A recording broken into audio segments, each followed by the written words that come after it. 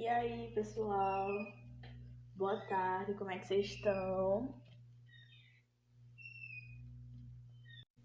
Nosso convidado já está chegando aqui para fazer a nossa primeira live do nosso projeto. Boa tarde, Cauane. Boa tarde, pessoal. Tarde. Boa tarde, Rômulo. Seja muito bem-vindo à nossa primeira live do nosso projeto de lives em tempos de pandemia. E, pessoal, para vocês que não conhecem, meu nome é Cauane Cristina, sou associada ao Rotaract Universitário de Natal Sul. E nesse mês de agosto a gente terá um projeto de live sobre diversas temáticas. E a de hoje a gente vai tratar sobre saúde mental com o nosso convidado Francisco Rômulo Raulino Santos, que ele é psicólogo clínico, trabalha em Pau dos Ferros e também em Natal. Ele é graduado em psicologia pela UNP no ano de 2015, especialista em terapia cognitivo comportamental em 2018 pela Unicef e está fazendo seu mestrando pela UFRN. Então, quando ele for falando, vocês quiserem enviar dúvidas, coloca aí na caixinha de perguntas embaixo e também pode falar aí no chat que eu estarei acompanhando tudo. E muito boa tarde, Rômulo. Sinta-se à vontade. Boa tarde, Cauane. Gostaria de começar agradecendo pelo convite. Falar de saúde mental é sempre um prazer e um privilégio e falar de saúde mental num tempo em que é muito necessário falar sobre ela, eu acho que é mais um dever. Assuma-se ainda como um dever e fico feliz pela iniciativa. Acho que muitas pessoas precisam ouvir o que será dito aqui ou que está sendo dito em tantas outras lives que eu venho acompanhando, e é muito bacana ver que todo mundo está trabalhando da forma que pode, da forma que consegue, para ajudar a levar a carruagem da vida que às vezes fica tão pesada sobre nós. Então, agradeço pelo convite, agradeço pela lembrança, e vamos tentar trabalhar aqui temas que sejam de valor e de relevância para todo mundo. Isso mesmo.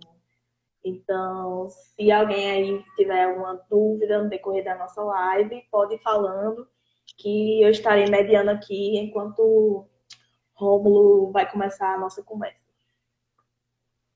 Perfeito, todo mundo fica bem à vontade para mandar aí as questões ou temas que queiram, que ache de maior importância. Eu preparei algumas informações, mas eu acho sempre mais legal quando as pessoas interagem e nos perguntam, porque a coisa fica mais autêntica, tá certo?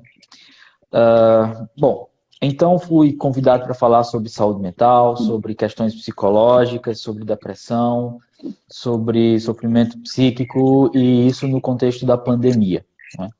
E aí refleti bastante e percebi que falar sobre tudo isso no contexto da pandemia não é tão diferente do que falar se eu estivesse aqui falando antes ou depois dessa pandemia ter sido superado, porque parece-me que as mesmas questões que nos afligia antes são as que aflige agora. Acho que não modificou a natureza do sofrimento. Eu acho que apenas a pandemia está funcionando como um catalisador para que esses sofrimentos não consigam ser disfarçados com tanta facilidade como antes, né? Antes tinha-se aí festas, tinha-se uma série de aparatos sociais em que as pessoas podiam se utilizar para estar escamoteando o seu sofrimento, para estar escondendo ele. Bom, e os laços também, mesmo que líquidos às vezes, que vamos fazendo com pessoas, mas eles funcionavam de alguma forma como fatores protetivos da nossa saúde emocional, e aí num dado momento tudo isso é tirado de uma vez e a gente ficou sozinho com nossas questões.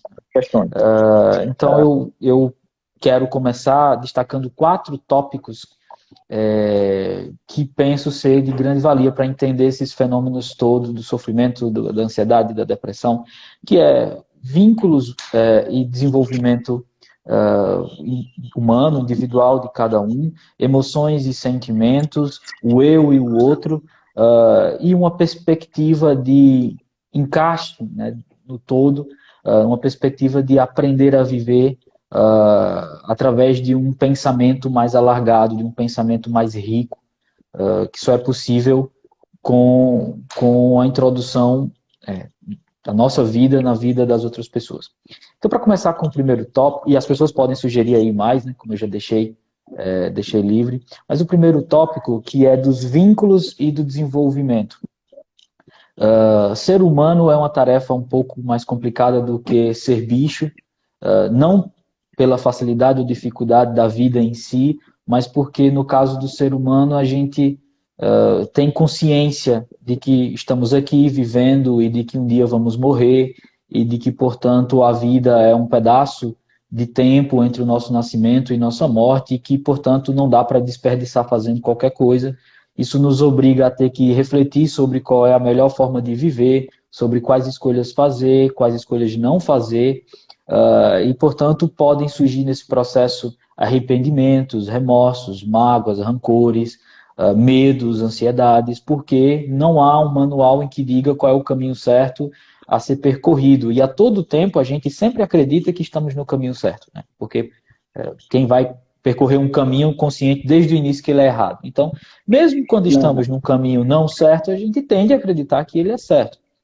E na história do nosso desenvolvimento, nós temos que desenvolver nossas necessidades emocionais básicas, né? Então, todo ser humano ele tem um conjunto de necessidades emocionais básicas que precisam ser atendidas para que ele floresça, para que ele se desenvolva, para que ele cresça como pessoa. Essas necessidades vão desde o vínculo, né, da conexão que nós precisamos ter uns com os outros, desde o início da vida, né? Você pega um bebê, se ele não tiver a conexão com a mãe, com o pai, com a família, ele não vai ter condições de sobreviver. Né? Então, desde esse vínculo mais fundamental, que é o vínculo familiar, mas todos os outros vínculos que nós vamos precisar ter ao longo da vida também. Né? Porque só a família não é suficiente. Né? Só a família é muito importante, mas nós precisamos de mais do que só os vínculos familiares. Senão, não sairíamos para o mundo, não iríamos explorar o mundo. Então, o nosso desenvolvimento ele é muito marcado por quanto a gente atende às nossas necessidades ou deixa elas negligenciadas. No início, tínhamos a família para atender às nossas necessidades. Né? Então, já estava posto ali o vínculo, o contato, o amor, o apego. Pelo menos era de se esperar que seja assim. Mas é perfeitamente imaginável a situação que nem todo mundo possa ter tido essa primeira satisfação. Mas ela tendo sido atendida ou não, a gente caminha para uma segunda necessidade, grupo de necessidades mais importante, a de autonomia. Então, depois que a gente tem nossa necessidade de amor, de afeto, de vínculo, de contato atendido, imediatamente a gente precisa ter autonomia, a gente precisa ter um espaço vital para desenvolver o que quer que a gente tenha predisposição, tenha inclinação para desenvolver. Então, depois do vínculo, a autonomia se interpõe como uma necessidade necessária. E aí, na seara da autonomia, quando estamos lá explorando o mundo, não é, se põe uma outra necessidade, a de limites. Porque a autonomia nunca será absoluta, a liberdade não pode ser infinita, e a gente precisa descobrir quais são os limites de segurança que nós, né, individualmente, precisamos perceber. E aí cada um tem o seu. Né? Algumas pessoas precisam de mais afeto, outros precisam de mais autonomia, outros precisam de mais ou menos limite. Então isso não é igual para todo mundo, cada um tem uma gama de necessidade, o quanto elas precisam de satisfações. E aí a gente segue. Depois do vínculo, depois da autonomia, depois dos limites, aí a gente já fechou um ciclo de grande satisfação, a gente caminha para um próximo que é perceber os nossos próprios desejos, as nossas próprias aspirações. A gente entende que nós somos diferentes em algum aspecto. Nós não somos a mera reprodução dos outros, dos nossos pais, da nossa família, que temos uma parte disto, claro, partimos disto, mas que não somos só isto. E aí cada um vai perceber que tem aspirações e desejos e inclinações muito particulares. Pelo menos é para se perceber isso. Né? Mais uma vez, podemos ou não atender a essa necessidade, dependendo sempre do nosso ambiente de desenvolvimento, dos ambientes das pessoas com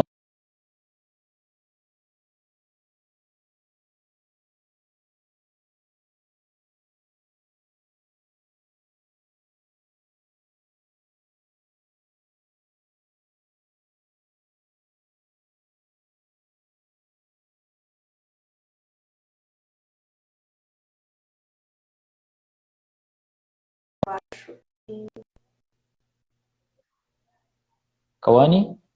Pronto, voltou. Continua aí? Voltou. Problemas da vida moderna, né? Mas, enfim, se alcançarmos esse entendimento, essa sabedoria de quais são as nossas inclinações, aquilo que nos diferencia dos outros, podemos avançar para um quinto último grupo de necessidades, que é a expressão disso. Porque uma coisa é perceber qual é a sua, né? Uma coisa é perceber de o que diferencia de todo o resto. O que faz você mesmo, o que você tem de mais particular. Uma coisa é perceber isto. A outra coisa é ter disponibilidade, espaço para você ir executar isto, né? Então, um quinto grupo de necessidades é a expressão, né, de como a gente vê o mundo, de como a gente se sente no mundo para os outros, né? Para as pessoas com as quais a gente vai convivendo. Então, isso você pode imaginar que desde que nascemos aqui, né, desde que brotamos no mundo, desde bebê, a gente vai precisar atender essas necessidades e ao longo da vida inteira a gente vai precisar manter elas atendidas, porque não adianta só você almoçar agora de 12 horas e nunca mais almoçar, né? Não dá para seguir assim, né? Pois é preciso almoçar todo dia, porque senão vai dar errado. Então, da mesma lógica se aplica às nossas necessidades básicas. Pois não, Cláudio? Sim, Rômulo, você falando sobre necessidade, sobre interação, surgiu aqui uma pergunta no chat que faz um pouquinho de referência sobre isso, que foi de Rebeca, que ela perguntou assim: como podemos exercitar a inteligência emocional se crescemos longe de discussões? Como podemos exercitar? A inteligência emocional se crescemos longe de discussões, como no fato da gente estar em pandemia, e aí como seria possível se a gente está inserido mais com o nosso próprio eu? Entendo, é uma pergunta bem interessante e, de maneira geral, né, tem um amigo, um colega, na verdade, psicólogo, Flávio Heimstein, que escreveu uma poesia que diz assim: sábio é aquele que consegue produzir a própria cura para a própria ferida. Sábio é aquele que produz a própria cura da própria ferida. Então, existem muitos conceitos de inteligência emocional, né? Poderíamos ficar aqui só falando da riqueza que é esse tema, mas de maneira bem simples, eu vou até correr o risco de ser simples demais, mas inteligência emocional é primeiro você ser capaz de diagnosticar quais são as suas necessidades a cada momento.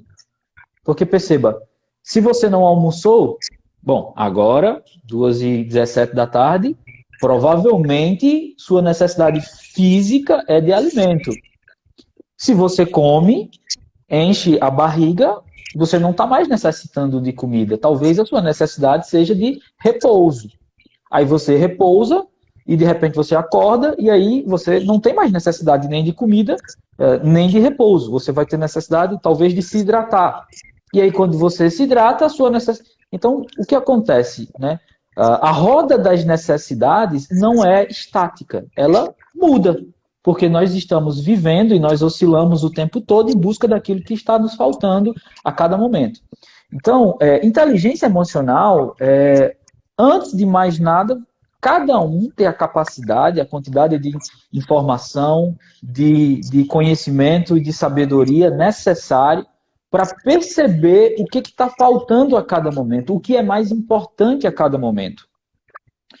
E depois de essa capacidade de diagnóstico, de avaliação de quais são as próprias necessidades, isso é capaz de buscá-la no mundo de forma funcional e adaptativa.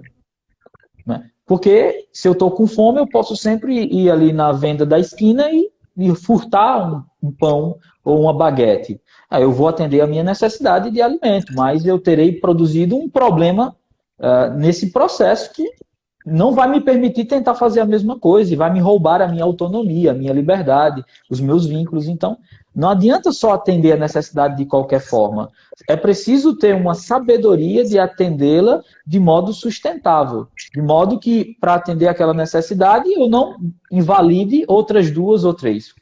Então, resumindo tudo de uma forma muito simples, inteligência emocional seria essa capacidade de perceber quais são as suas necessidades que estão emergentes a cada momento e você ser capaz de, com sabedoria e com autossustentabilidade, de ir atendê-las.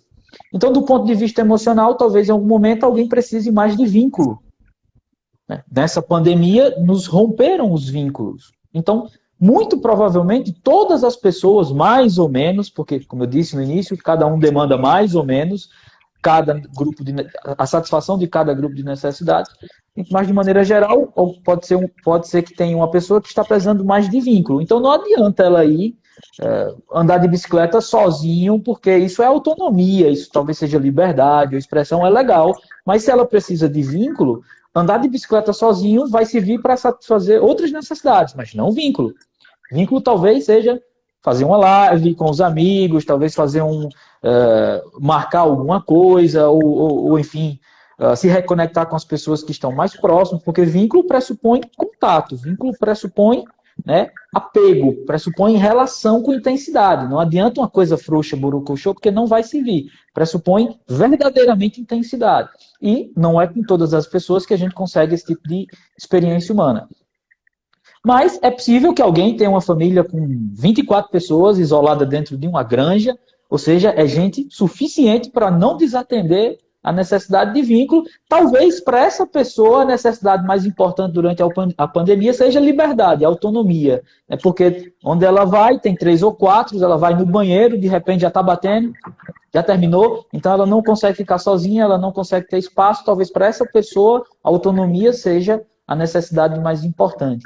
Mas podemos imaginar uma família com poucas pessoas, 4 ou 5 que são muito unidas, não desatenderam a necessidade de vínculo.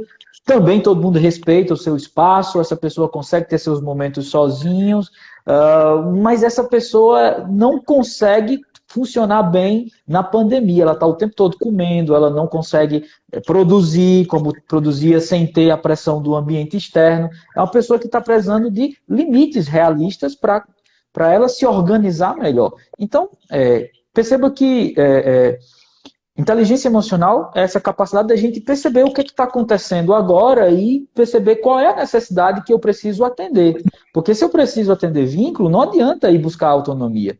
E, por mais que isso seja lógico, assim, falando, mas é muito frequente a gente precisar de uma coisa e ir buscar o extremo oposto.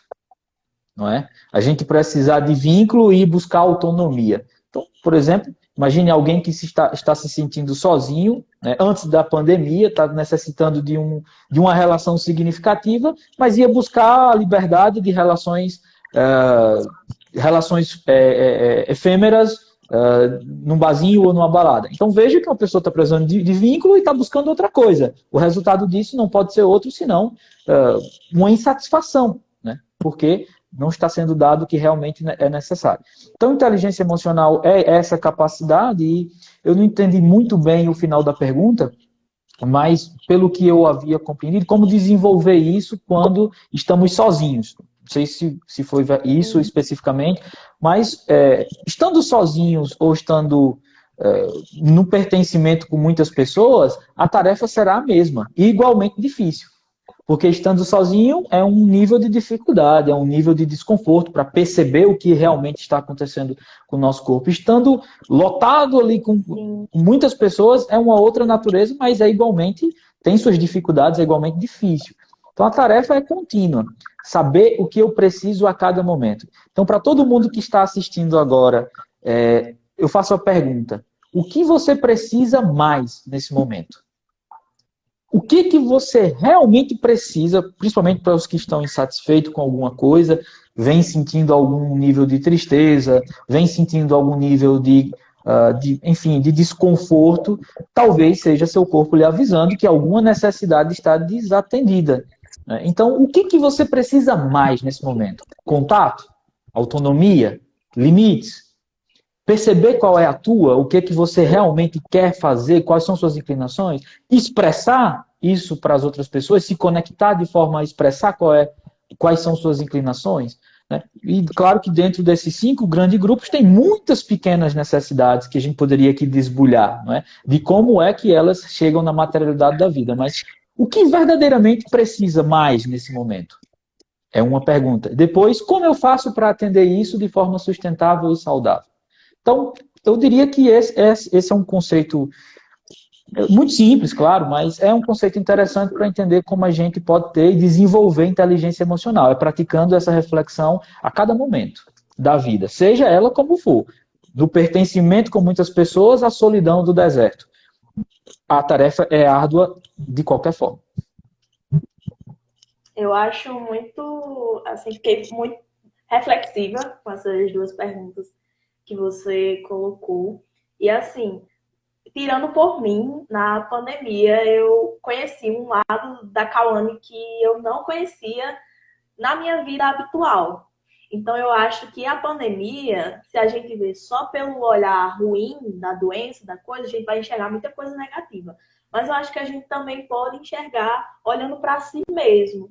O que é que eu tenho aprendido? O que é que eu tenho visto que eu nunca tinha me dado conta, que eu poderia sentir, que eu poderia fazer inúmeras coisas. Então é muito esse lado de se conhecer, de se ter o seu eu, só você ali se conflituando em certos momentos. É exatamente isso. E eu diria que envelhecer, no estrito senso, não no estrito senso do termo biológico, né, de ver os anos passarem, mas no intuito de aprendizado, né, de sabedoria. Envelhecer é você perceber que a vida lhe constrangerá a ter que aprender a lidar com você mesmo. Porque, veja, nossa primeira experiência existencial, né? Você sabe que dizem por aí que a primeira impressão é a que fica, né? Muito embora isso tenha lá suas muitas exceções, mas a primeira impressão é a que fica, não é assim que dizem? Pois veja, a primeira impressão de todas as pessoas foi aprender que alguém cuidaria dela. Então, a gente vem quando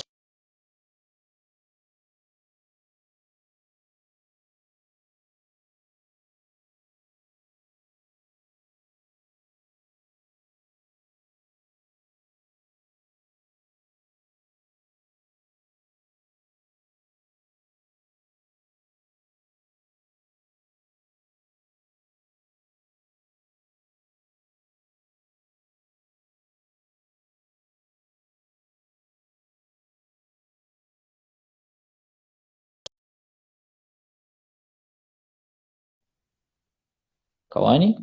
Anne?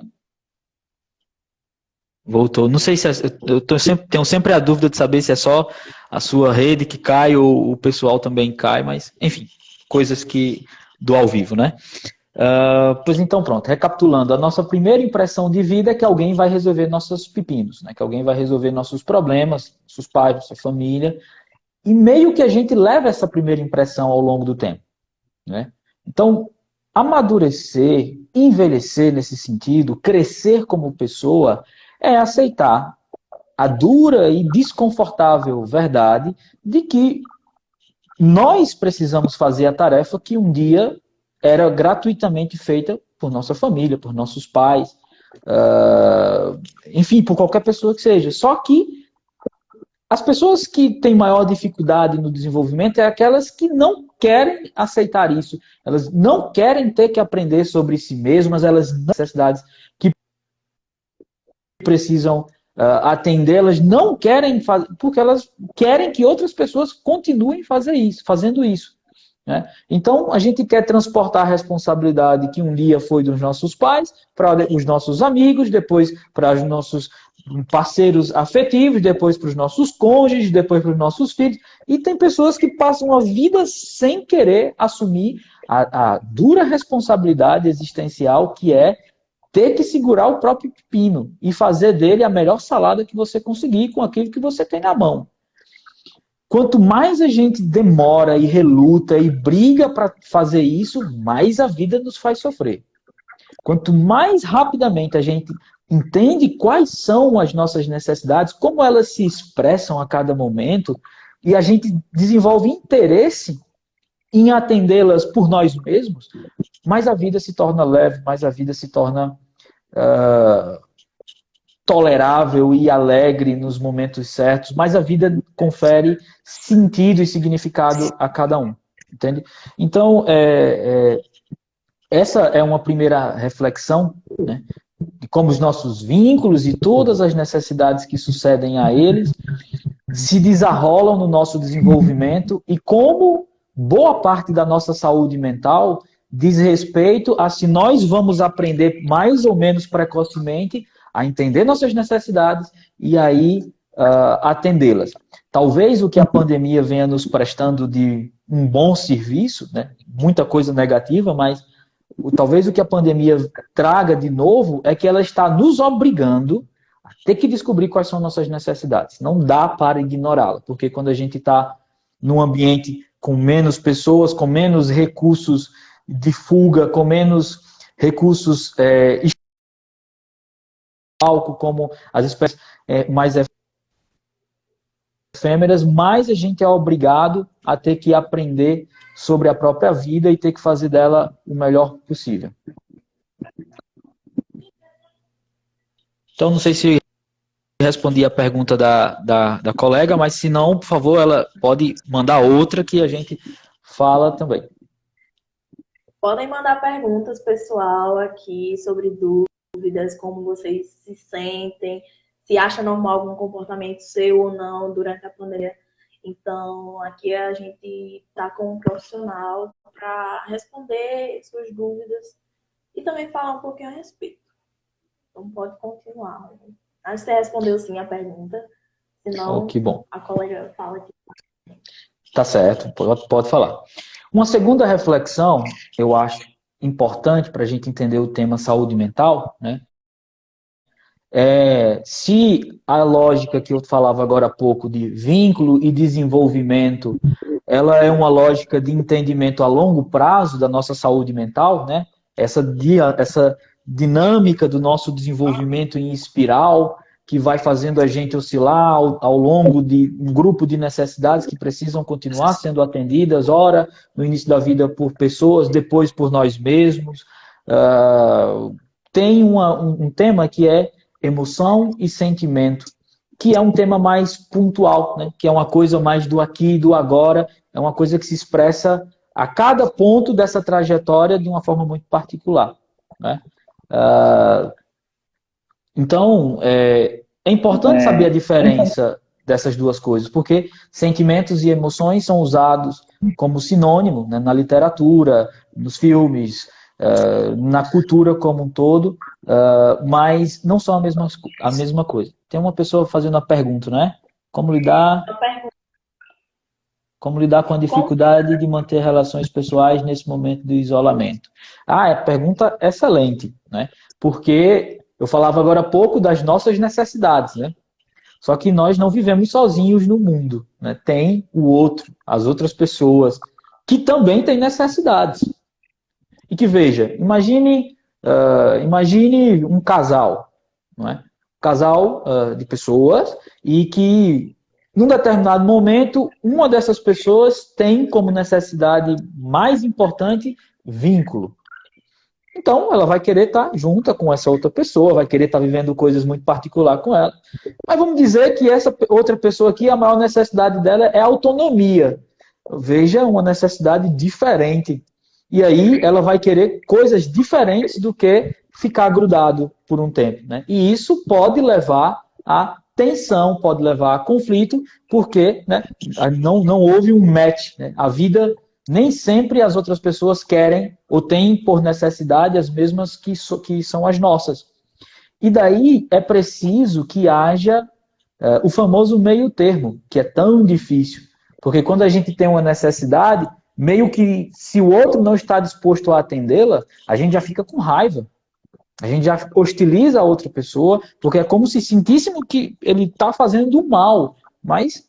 às vezes ele só está atendendo uma necessidade da melhor forma que pode, e vice-versa, né? Então, é preciso ter a sabedoria de entender que cada pessoa tem necessidades, às vezes, diferentes das nossas naquele momento, e que para todo mundo chegar junto, tem que se comprometer a não ter que querer 100% da sua atendida. Porque se todo mundo quiser atender somente a necessidade que é a sua, isso vai gerar contenda, isso vai gerar conflito, vai gerar afastamento e sozinhos vamos ser sempre muito mais vulneráveis do que juntos. Então, para perseverar numa relação harmoniosa, com quem quer que seja, pode ser uma relação afetiva, pode ser uma relação familiar, pode ser uma relação acadêmica, uma relação social qualquer, é preciso sempre lembrar que o outro também tem necessidades e que a forma mais, vamos dizer, justa é se cada um ceder um pouquinho para todo mundo ganhar. Então, esse aqui quer ficar grudado o dia todo, esse aqui quer sair explorar o mundo, então vamos ficar um pedacinho juntos e depois vamos sair pelo mundo. Nem esse aqui vai ter 100% do que quer, nem esse aqui vai ter 100% do que quer, mas ambos vão ter alguma coisa. É muito melhor que cada um tenha alguma parte da necessidade atendida do que eles briguem, não, eu quero ficar em casa, não, eu quero sair pelo mundo, e ninguém tenha nenhuma. Mas, às vezes, falta sabedoria e entendimento, que todo mundo tem que se desenvolver, todo mundo tem que caminhar. Não é só para um ter suas satisfações e o outro sacrificar as dele em função disso. Então, não sei se respondi a pergunta. Acho que sim. Quando a gente fala de relações, a gente se liga muito ao outro. Então, falar sobre expectativas é uma coisa que, sei lá, eu vejo muita gente se decepcionando porque colocou expectativa em fulano, ciclano. Então, acho que essa palavra expectativa, como o ser humano ele lida com isso? Porque às vezes quando não é o que ele espera, como nessas relações, ele se frustra, ele fica decepcionado. Então, a expectativa, eu acho uma coisa muito crucial assim nas relações, porque querendo ou não, ela existe involuntariamente, também não sei. É uma coisa muito assim que eu penso bastante. Você está correta. Porque, no caso do ser humano, a gente não quer só ter as nossas necessidades atendidas. A gente quer ter elas atendidas da forma que a gente espera. Tem isso, né? Então, eu gosto sempre de separar com os meus pacientes a seguinte coisa. Temos o que nós necessitamos e tem o que a gente quer. Essas coisas nem sempre são a mesma coisa. Deveriam ser, né? Logicamente, o que a gente necessita e o que a gente quer deveria sempre coincidir uma coisa sobre a outra. Mas, no caso do homem, não. Vou dar um exemplo. Uma vez chega um amigo para mim e diz: poxa, eu estou muito cansado, estou esgotado, não aguento mais fazer nada. E me chamaram para ir numa festa e eu vou. Aí eu, como assim? Você não está cansado? Sua necessidade é o repouso. Seu corpo está demandando o repouso. E por que você vai? Não, porque tem que ir, porque senão vão ficar me apedrejando, vão ficar tirando onda, e eu vou, porque eu não quero passar por isso. Então veja, uma coisa é o que ele necessitava, descanso, repouso. Outra coisa é o que ele queria, validação social. Iam por caminhos diferentes e adivinha o que ele escolheu? O que ele queria, não o que ele necessitava. Então, é muito difícil, porque de maneira geral, nós somos ensinados a não buscar o que a gente necessita, mas buscar o que os outros demandam para a gente. Então, as expectativas que vão sendo construídas, né, vão sendo sempre em direção ao que a gente quer alcançar quase sempre com os outros, não com o que a gente realmente necessita, né? E, portanto, as expectativas elas vão sendo criadoras de desarmonia, de desconfortos, de invalidações, ora causado pelos outros, né, nessa situação, mas pode ser causado só por nós mesmos. Posso ter expectativas do meu próprio desempenho que em nada agrega às minhas necessidades. Então, eu sou psicólogo, não poderia fazer, hoje eu sei que não poderia fazer nada diferente do que eu faço, eu poderia até fazer, mas não seria feliz. Hoje eu sou psicólogo e sei que qualquer caminho que eu tivesse tomado diferente disso me traria infelicidade. né? Mas imagine se eu recebo um convite para ser, sei lá, um cargo político que eu não tenho nada a ver com ele e eu vou lá escolher esse cargo político porque eu tenho expectativas de que os outros me olhem com o olhar de que eu sou poderoso, ou que eu sou isso ou aquilo outro. E aí eu abandono o meu caminho na psicologia para ir fazer isso. Você entende que eu mesmo estou sendo agora refém das expectativas do que eu quero ter, não do que eu preciso ter, do que eu necessito ter. E isso vai causar dor e sofrimento. As pessoas que criam...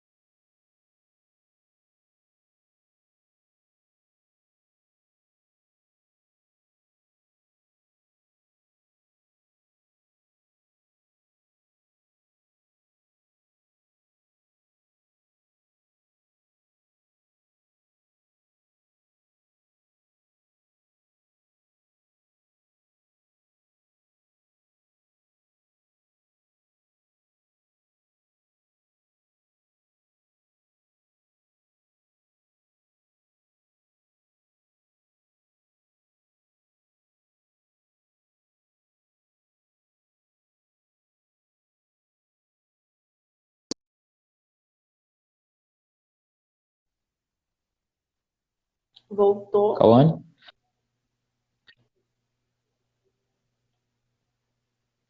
Rômulo, você tá aí?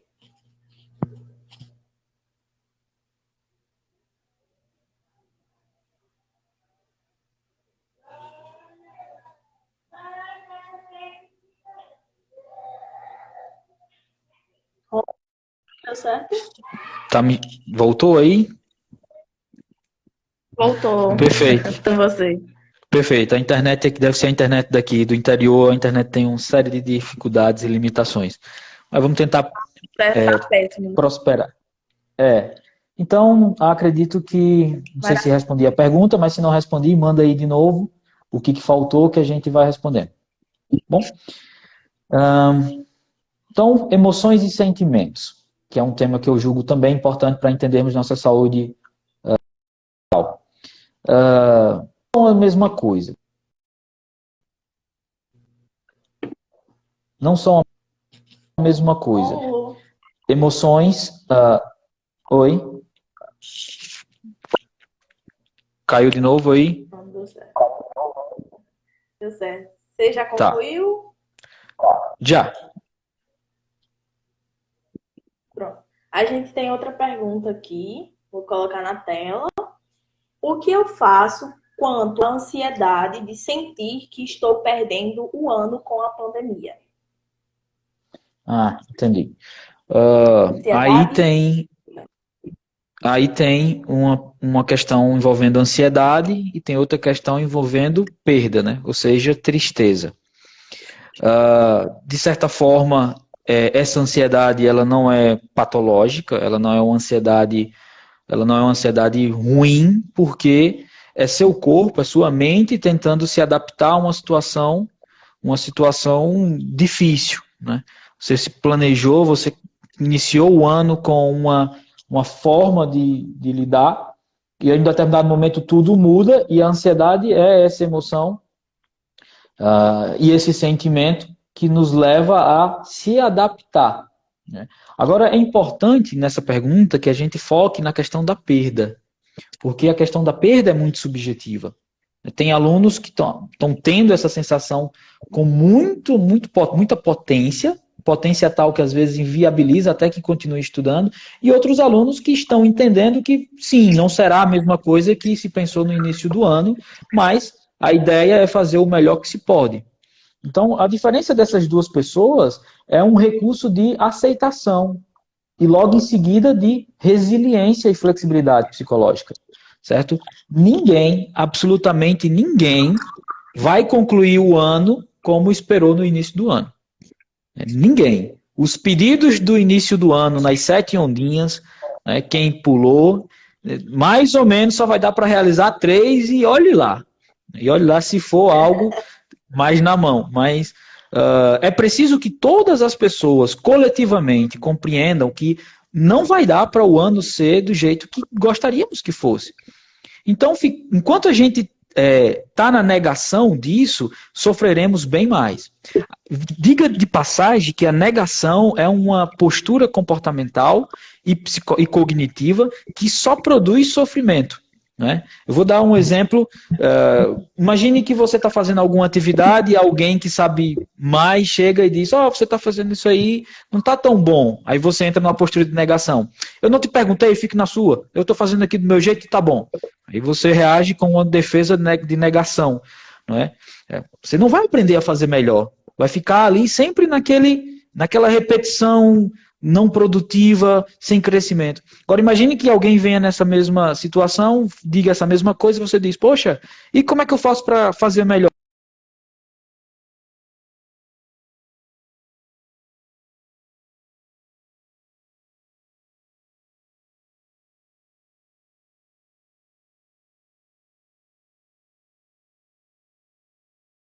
Você me escuta?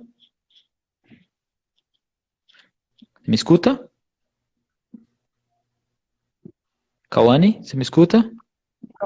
Agora. Perfeito, perfeito. Então é isso. Como lidar com a ansiedade é aceitar que nós vamos ter perdas, é aceitar que o ano não vai ser como planejamos, é aceitar que todas as pessoas perderam alguma coisa, umas mais, outras menos. Tem quem perdeu o pai, tem quem perdeu a vida, tem quem perdeu um irmão, tem quem perdeu toda uma empresa que a família tinha há 30 anos, tem quem perdeu o patrimônio, tem quem perdeu... Enfim, todo mundo perdeu.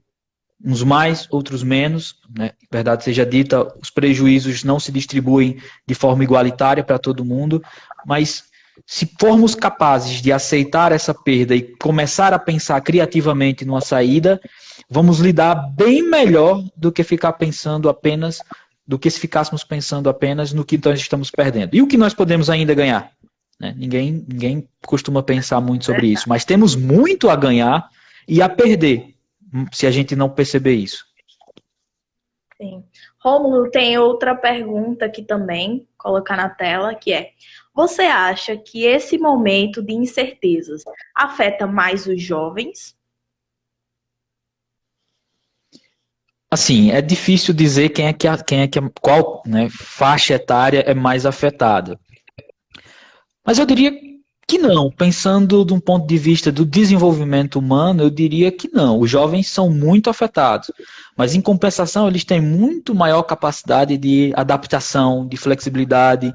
Isso pensando apenas do ponto de vista da faixa etária, da faixa de desenvolvimento, comparado, por exemplo, às pessoas que estão com 40, 50 anos. Imagine uma pessoa de 40 anos que o seu negócio quebrou, que perdeu pessoas da família importantes.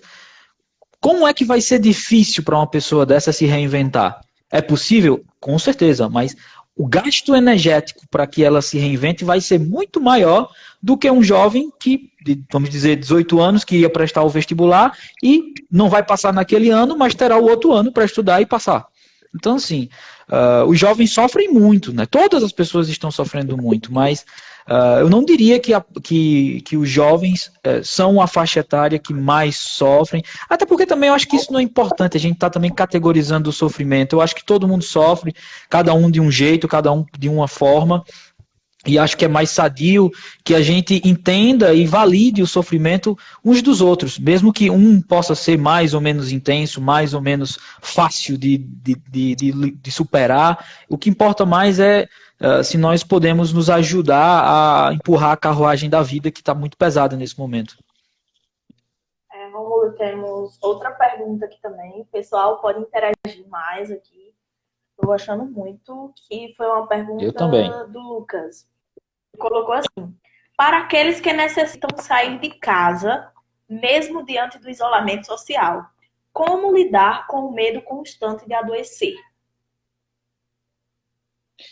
É importante essa pergunta, né? Muitos pacientes vêm relatando esse medo, principalmente pacientes que já tinham um perfil de dificuldade com o medo, mas nós temos duas capacidades cognitivas, duas habilidades cognitivas, por assim dizer, que é o monitoramento e a ruminação. São duas habilidades que nós desenvolvemos, né, enquanto espécie mesmo, para nos ajudar a lidar com os problemas da vida. O monitoramento é essa capacidade de estar disponibilizando a nossa atenção para algum objeto, para algum aspecto, para algum estímulo específico. Então, se você leva, sei lá, a ferroada de um inseto e dói, você vai começar a monitorar a ocorrência ou não daquele inseto. Para quê? Porque você quer sofrer ficando procurando o inseto? Não, para tentar evitar uma nova ferroada. Não seria assim? Então, o monitoramento, ele serve para nos ajudar a enfrentar as dificuldades da vida. Esse é um aspecto. Porém, como tudo, a diferença do veneno e do remédio é só a dose, é só a intensidade. Algumas pessoas desenvolvem um processo de monitoramento muito, muito intenso, de tal maneira que isso bagunça a química cerebral, por sua vez, bagunça o repertório comportamental e as pessoas tendem a ficar com obsessões no pensamento e podem até desenvolver compulsões no comportamento, né, em função dessas obsessões. Então, esse processo de monitoramento, quando a gente aplica ele à pandemia, é o quê? Monitorar se eu estou não pegando o vírus, não é? Só que qual é o problema? Não é? Porque o inseto a gente tem como monitorar, dá para ver quando ele se aproxima ou não. Então talvez seja até útil monitorar um inseto que nos picou uma vez. Mas o vírus, não temos como monitorar. Não tem como vê-lo. Onde é que ele está? Eu sento aqui ou acolá, porque aqui tem. Não dá para ver. Mas nós monitoramos. Monitoramos o que não dá para ser monitorado. Claro, mas o vírus vem nas pessoas, dá para ver as pessoas, mas não dá para saber qual pessoa tem ou não tem. E aí é preciso ter muita serenidade para entender que há um risco real de pegarmos o vírus. Porque as pessoas que desenvolvem muito, muito medo é porque não conseguem lidar com essa ideia. Há um risco real de sermos infectados e que, portanto, devemos monitorar o que pode ser monitorado. Quer dizer, a quantidade de pessoas, se tiver muito aglomeramento, isso dá para monitorar, isso dá para evitar. Não é? Cidades ou locais que já têm indícios de maior contaminação, isso também dá para monitorar. Ou seja, algumas coisas vão dar para a gente perceber e monitorar para tentar evitar. Mas não dá para fazer isso o tempo todo. Não dá para ir daqui na farmácia e ficar monitorando se eu vou ou não pegar o vírus. Isso vai ser produtor de sofrimento, porque todo monitoramento produz ansiedade.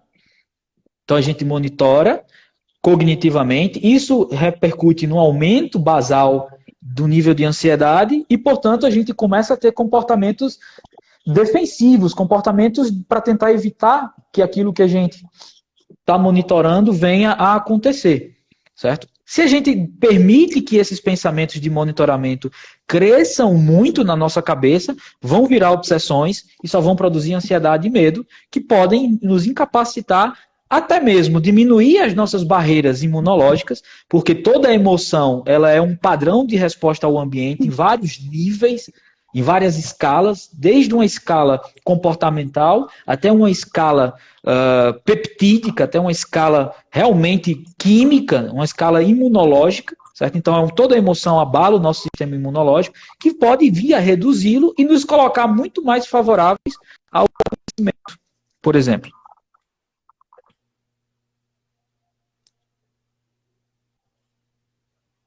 Cauane? Correto. Oi? Tá me escutando? Cauane, você me escuta?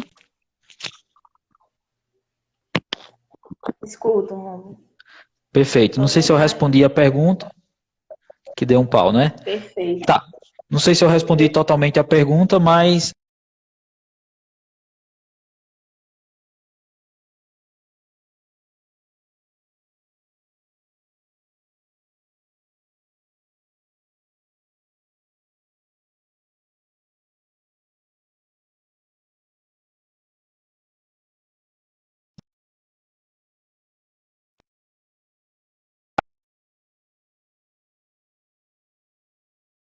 isso pode ajudar a diminuir essa ansiedade que ela é causada justamente por essa essa excessividade, perdão, no nosso monitoramento, como se nós pudéssemos fazer alguma coisa com essas informações.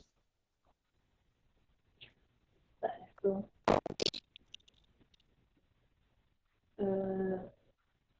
Não temos mais nenhuma pergunta agora.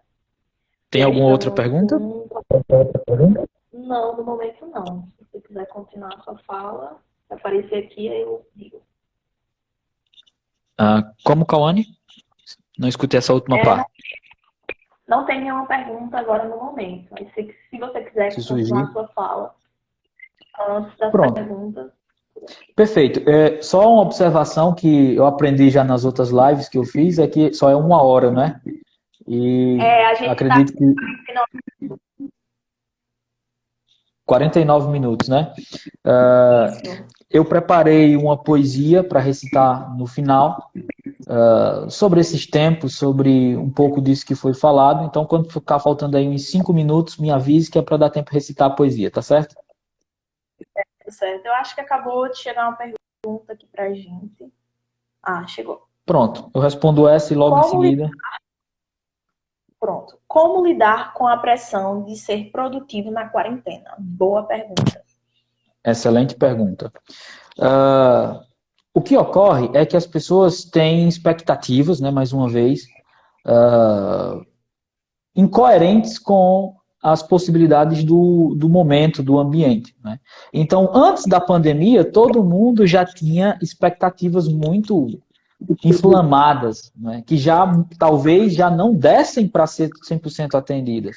Aí o que acontece? No ambiente de normalidade, antes da pandemia, todo mundo já vinha com essa expectativa de produtividade muito alta. Aí chega na pandemia, o ambiente reduz muito a capacidade da gente produzir.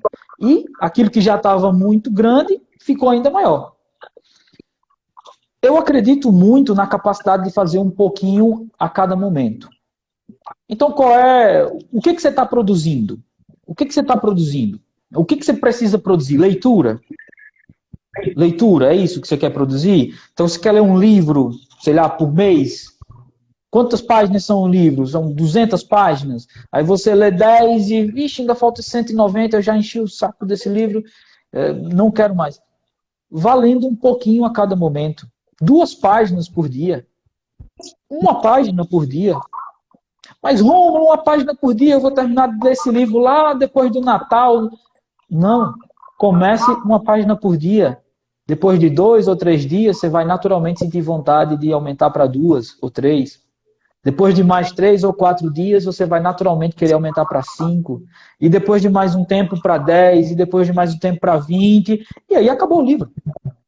Você começa outro já lendo 20. Aí daqui a pouco 25, 30, 40. Aí você termina, já vai para outro.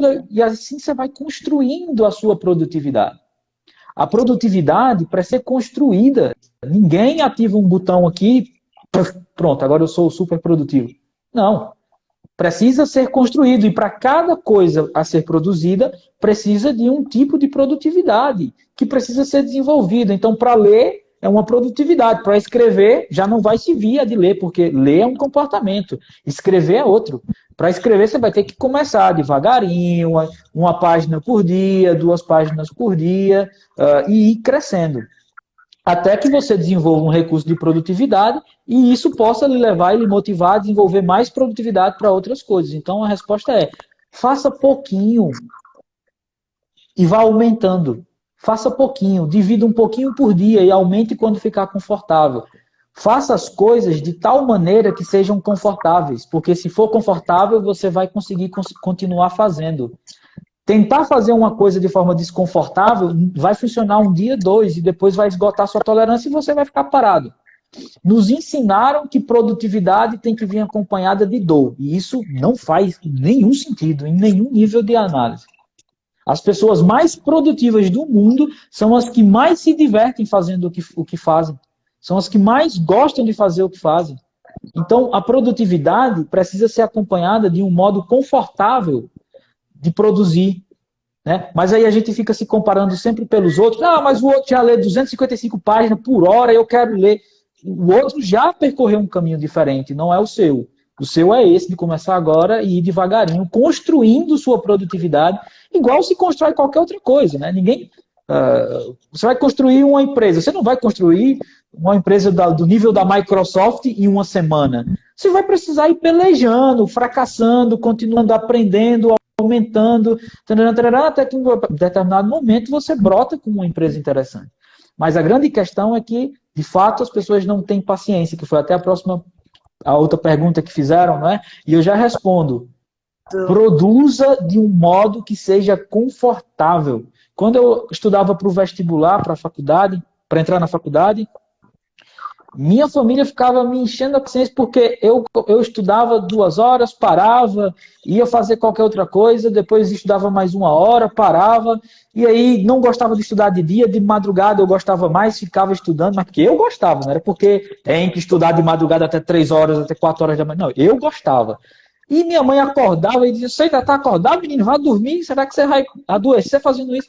Mas era do jeito que era confortável para mim, eu não estava nem aí, como diz o ditado, se os outros concordavam ou não, eles não precisavam concordar, que quem estava produzindo era eu, quem tem que concordar com o meu modo de produzir sou eu e mais ninguém. E assim, eu consegui estudar 6, 7 horas por dia, sem sofrer, porque era do meu jeito. Então, a forma de ter paciência e ser produtivo, pare e construa um modo que seja confortável para você. Certeza que não vai faltar alguém para vir dizer que aquilo não serve, que não vai.